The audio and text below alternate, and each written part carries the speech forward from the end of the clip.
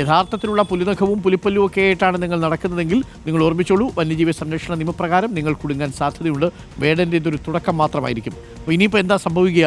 ഇനിയിപ്പോൾ പുലിപ്പല്ലും പുലിനഖവും ഒക്കെ കെട്ടിയ മാലയും ലോക്കറ്റും ഒക്കെ പത്തായത്തിലേക്കും ലോക്കറിലേക്കും ഒക്കെ പോവും. അതിന് ഇട്ടുകൊണ്ട് ആരും ഞെളിഞ്ഞ് ഇങ്ങനെ നടക്കാൻ സാധ്യതയില്ല അല്ലേ?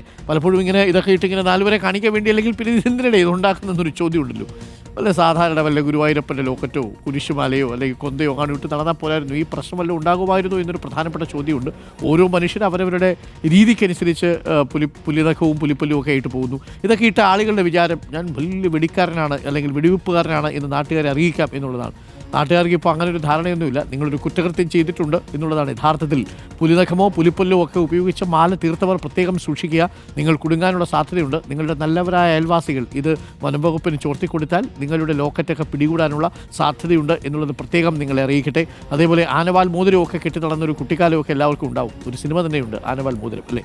അപ്പോൾ പ്രിയപ്പെട്ട പ്രേക്ഷകർ, ഇതൊക്കെ കുറ്റകൃത്യമാണ് എന്നത് പ്രത്യേകം തിരിച്ചറിയുക. വന്യജീവികളുടെ ഏതെങ്കിലും ശരീരഭാഗങ്ങൾ സ്റ്റഫ് ചെയ്തോ അത് ഭാഗങ്ങൾ നിങ്ങൾ അലങ്കാരത്തിനോ ഒക്കെ ഉപയോഗിക്കുന്നത് നിയമവിരുദ്ധമാണ് എന്നതാണ് നമ്മുടെ രാജ്യത്തുള്ളൊരു പ്രശ്നം. അതാണിപ്പോൾ വേടനും ഒരു കുരിശായിട്ട് തീർന്നിരിക്കുന്നത്. അപ്പോൾ ചില മനുഷ്യരങ്ങനെയല്ലോ, തലയൂട്ടിയൊക്കെ മാലയായിട്ട് കൊണ്ടു നടന്നൊരു കാലം ഉണ്ടായിരുന്നു അല്ലേ? ചില മനുഷ്യർ അങ്ങനെയും നടന്ന മനുഷ്യരുണ്ട്. അതൊന്നും ഇപ്പോൾ നടക്കത്തില്ലല്ലോ. അങ്ങനെയൊക്കെ ഒരു ഫാഷൻ ആയിരുന്നെങ്കിൽ ഇപ്പോൾ എന്തൊക്കെ കാണുമായിരുന്നു അല്ലേ നമ്മുടെ നാട്ടിൽ?